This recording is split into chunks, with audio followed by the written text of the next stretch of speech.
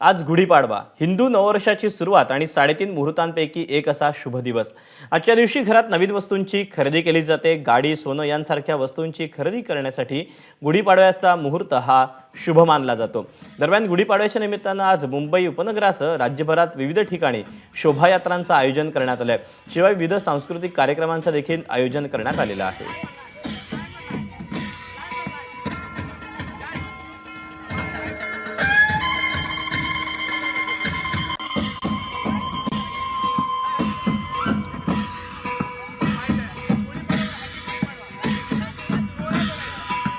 गुढीपाडव्याच्या शुभेच्छांचे मेसेजेस जे आहेत ते आता व्हॉट्सॲपवर अनेकांचे आलेले असतील। अर्थातच अनेक जण आता सज्ज झालेले असतील, ते म्हणजे आपल्या गावातल्या निघणाऱ्या शोभायात्रांसाठी। आणि याच शोभायात्रांचं जे आकर्षण आहे ते अवघ्या राज्यासह देशभराला देखील आहे।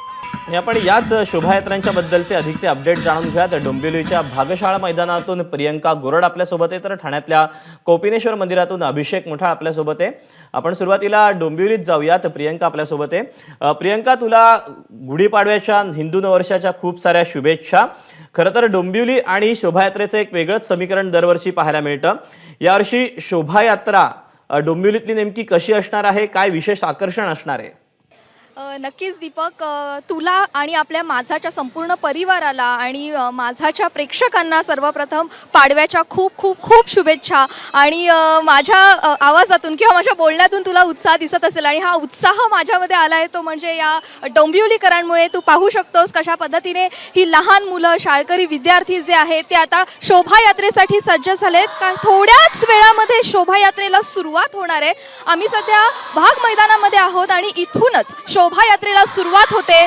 आणि त्याच शोभायात्रेच्या सुरुवातीला अवघे उरलेत काही क्षण। तू पाहू शकतोस ही मांगल्याची, विजयाची गुढी हातात घेऊन या महिला अगदी शोभायात्रेसाठी पारंपरिक पोशाखामध्ये या ठिकाणी आल्याचं पाहायला मिळतंय। खरं तर तू जसं म्हणालास की या शोभायात्रेचं वैशिष्ट्य काय आहे, वेगळेपण काय आहे, तर ही शोभायात्रा जी आहे ती 1999 मध्ये सुरू झाली होती आणि गणेश मंदिराने इथल्या ती शोभायात्रा सुरू केली होती। गणेश मंदिराच्या पुढाकाराने ती सुरू झाली होती। आणि योगायोग असा आहे की या गणेश मंदिराचा यंदाचं हे 100वे वर्ष आहे। शतकोत्तरी महोत्सव जो आहे तो या ठिकाणी साजरा होतोय आणि त्यामुळेच आजचा हा पाडवा विशेष आहे आणि या पाडव्याचं हे वेगळेपण आहे। आणि तू या ठिकाणी पाहू शकतोस, मी माझ्या प्रेक्षकांना हे सुंदर दृश्य दाखवू इच्छिते।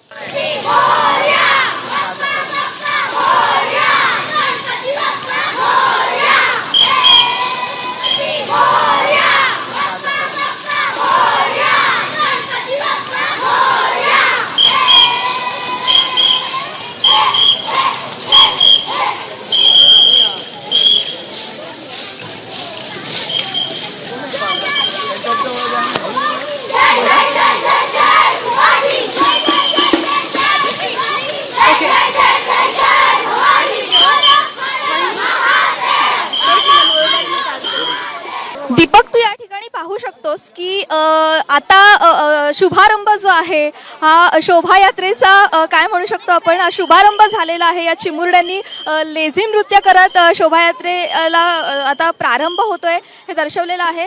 खरं म्हणजे खूप सुंदर अशा पद्धतीने ही लहान मुलं अगदी मी जेव्हापासून आले इथे 15-20 मिनिटांपासून हे सगळे विद्यार्थी जे आहेत ते या सगळ्याच्या तयारीत आहेत, कारण शोभायात्रा आता निघणार आहे। हा उत्साह त्यांच्यामध्ये दिसतोय। हा लेझिमचा ताल धरत आता नववर्षाच्या, हिंदू नववर्षाच्या स्वागतासाठी हे चिमुरडे सुद्धा सज्ज झाले।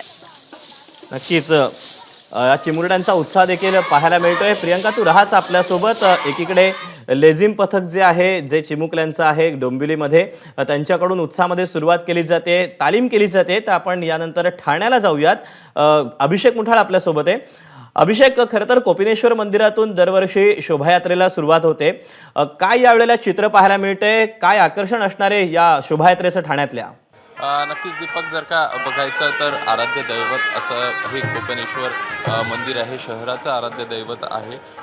यात इथूनच या पालखीची आपल्याला सुरुवात जी आहे ती होताना पाहायला मिळेल। त्या अगोदर जर का बघायचं तर सनई देखील या सुमधुर आवाज या सनईचा देखील आपला कानावर पडताना आपल्याला पाहायला मिळतो आहे. कोपेनेश्वर मंदिरातनंच पालखी देखील सज्ज झालेली आहे. सकाळी 7 वाजता या संपूर्ण पालखीचं जी शोभायात्रा आहे पालखी ही आपल्याला पुढं चालताना पाहायला मिळणार आहे. आणि सोबतच विविध प्रकारचे चित्ररथ असेल हे देखील आपल्याला या संपूर्ण पालखी आणि या शोभायात्रेमध्ये आपल्याला दिसणार आहेत. एकूणच जर का बघायचं तर कशा प्रकारे याचं नियोजन असेल हे आपण जाणून घेणार आहोत. मोठ्या प्रमाणात इथं पदाधिकारी देखील आपल्याला इथं दिसत आहेत. त्यांचं देखील नियोजन या संपूर्ण शोभायात्रेचं आपल्याला दिसतं आहे. कशा प्रकारचं नियोजन या संपूर्ण कार्यक्रमाचं रूपरेषा तुम्ही केली? या प्रकारचं नियोजन करायला आम्ही जवळजवळ 1 जानेवारीपासून सुरुवात करतो. आणि तसं बघायला गेलं तर आपण 6:45ला तळावपाळीमध्ये जे छत्रपती शिवाजी महाराजांचा पुतळा आहे त्याला आपण मानवंदना देतो, हार घालतो. आणि त्यानंतर आपण मंदिरात येतो. मंदिरात आल्यानंतर पंचांग वाचन होतं. त्यानंतर पालखीचं पूजन येतं. त्यानंतर मान्यवरांचे असते. आपण बरोबर ठीक 7 वाजता कोपेनेश्वर मंदिरातून पालखी ला प्रस्थान होतं. आणि पालखीला प्रस्थान होत ही पुढे जांभे नाका मार्गे आपण दगडी शाळेपर्यंत जातो. आणि दगडी शाळेचे जे गेली की तिकडे आपले जवळजवळ यावर्षी 50 चित्ररथ आहेत. ते चित्ररथ तिथे आता तयार उभे आहेत. मग ते दगडी शाळेवरून ते आपल्याला पालखीच्या मागे जॉईन होत असतात. आणि ही यात्राचा एका पालखीचं स्वरूप भव्य यात्रेत होतं तिकडे. आणि तिथून यात्रा पुढे सुरुवात होऊन पहिले गजानन महाराज मंदिर, त्यानंतर 3 पेट्रोल पंप, हरिनिवास, त्यानंतर नौपाडा पोलीस स्टेशन, गोखले चौक आपला मल्हार डॉकीचा, त्यानंतर गोखले रोडला येते. आणि त्यानंतर स्वीट कॉर्नरच्या इथून लेफ्ट टर्न मारून राममंदिर रोडला पूर्ण येते. जिकडे असा गोखले रोड आणि राममंदिर रोड असा रस्ता आहे की त्या ठिकाणी या यात्रेचं काही वेगळीच मजा प्रत्येकाला अनुभवायला मिळते. तिकडे नंतर जशी शेवटाला येते तसंच म्हणजे अनेक यात्रेचा रंग हा वेगळाच होऊन जातो. आणि जवळजवळ आपला PN गाडगिल ज्वेलर्स आहे. आणि त्यानंतर तळावपाळीला येते. तळावपाळीनंतर अनेक चित्ररथ आपले हे विस्थापित होतात. आणि पालखी पुढेच आपली परत कोपेनेश्वर मंदिरामध्ये येते. असा हा आपला पालखीचा पूर्ण नियोजन. हा एकूण असा प्रवास असणार आहे. मात्र त्यात मुख्यमंत्री देखील यामध्ये सहभागी आपल्याला होताना पाहायला मिळणार आहे. मुख्यमंत्री या स्थानातच आहे. आणि एकूणच या नववर्षाच्या स्वागतासाठी संपूर्ण ठाणेकर हे सध्या सज्ज झाल्याचं आपल्याला दिसतंय. दीपक, नक्कीच. त्यामुळे आम्ही देखील सज्ज झालेलो आहोत की तुम्ही जे चित्ररथाचं कव्हरेज करणार आहेत, ज्या शोभायात्रांचं किंबहुना कव्हरेज करणार आहेत, त्यामध्ये काय नेमकं आकर्षण असणार आहे. तुर्तास प्रियंका आणि अभिषेक तुमच्या दोघांचेही धन्यवाद दिलेल्या सगळ्या सविस्तर माहितीबद्दल.